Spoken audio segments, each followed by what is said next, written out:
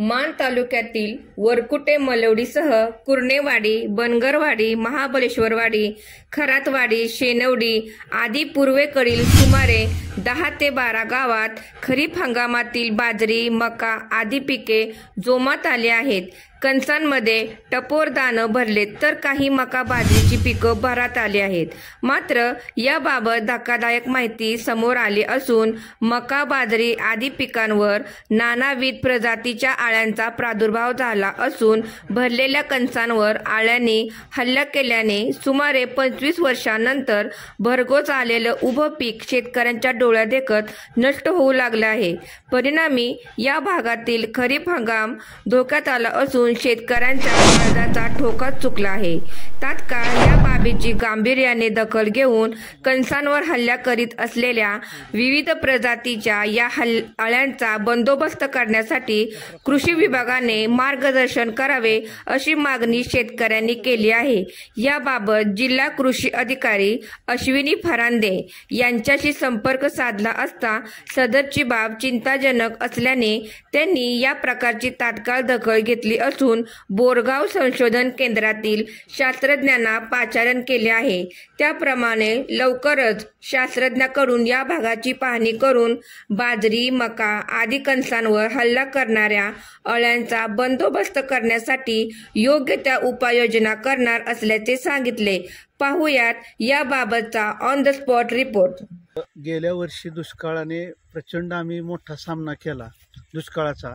आमच्या जवळजवळ 1400 एकरमध्ये 5 एकर सुद्धा बागायत क्षेत्र नव्हतं. निसर्गानं आम्हाला मृग नक्षत्रात साथ दिली, पाणी भरपूर झालं आणि त्या पाण्याच्या जोरावर आम्ही कष्टाने इतकी जोरात पिकं ह्यावेळेस आम्हाला एकतर दुष्काळामुळं खूप तोटा झाला होता. मृग नक्षत्रात निसर्ग वरुण राजानं आम्हाला साथ दिल्यानंतर आम्ही पीक आणलं, मेहनतीनं पैसे खर्च केले, मेहनत केली आणि हातातोंडाशी पीक आलं आणि आमचं सर्व पीक नेस्तनाबूत झालं. एका 5 दिवसामध्ये ही घडलेलं आहे. एक विशिष्ट प्रकारची आळी आली आणि त्या आळीचा एवढा मोठा प्रादुर्भाव झाला की 10 गावामध्ये म्हणजे वरकुटे, खरातवाडी, बनगरवाडी, इव्हन अगदी शेवटचं टोकाचं गाव पळसवडे, आम्ही तिथं सुद्धा फोनवरून चौकशी केली की तुमच्या भागात त्या आळ्या आहेत का. प्रत्येक कणसावर तुम्हाला हा जो पट्टा बेल्ट दिसतोय, तुम्ही कुठल्याही बेल्टमध्ये जावा, तुम्हाला प्रत्येक कणसावर तुम्हाला आळी दिसणार. ह्या आळीनं आमच्या फक्त जमिनीवर आता रोटर फिरवायचं बाकी राहिलेलं आहे. म्हणजे हे पीक आम्ही तुम्हाला हे जे चांगलं कणीस दिसतंय हे आम्हाला मिळू शकणार नाही. अशा पद्धतीच्या आळ्या प्रत्येक कणसावरती तुम्ही बघू शकता झूम करून. 3-4 आळ्या ह्या कणसावरती आहेत आणि नुसत्या ह्या बाजरीच्या कणसावर नाही, मकाचं प्रत्येक कणीस आमचं बाद केलेलं आहे. जवळजवळ 700 एकर नुसत्या बनगरवाडीत मका आहे. ती सर्व मका आमची आता ह्या आलेल्या हातातोंडाशी आलेलं पीक आमचं जाणार आहे.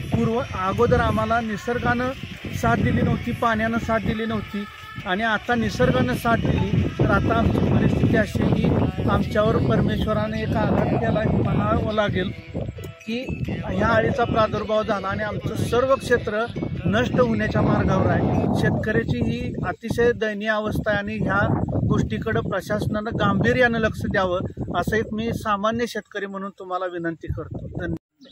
दरम्यान बाजरीसह मक्याच्या कणसावरील आळीचा हल्ला रोखण्यासाठी वाजवी दरात सपायर क्रॉप सायन्स प्रायव्हेट लिमिटेड कंपनीचे प्रतिनिधी श्री अनिरुद्ध आटपाटकर यांच्या प्रयत्नातून वरकुटे मलवडी परिसरात मान तालुक्यात पहिल्यांदाच ड्रोनच्या माध्यमातून बाजरी, मका शेतीवर औषधांची फवारणी चालू करण्यात आली आहे.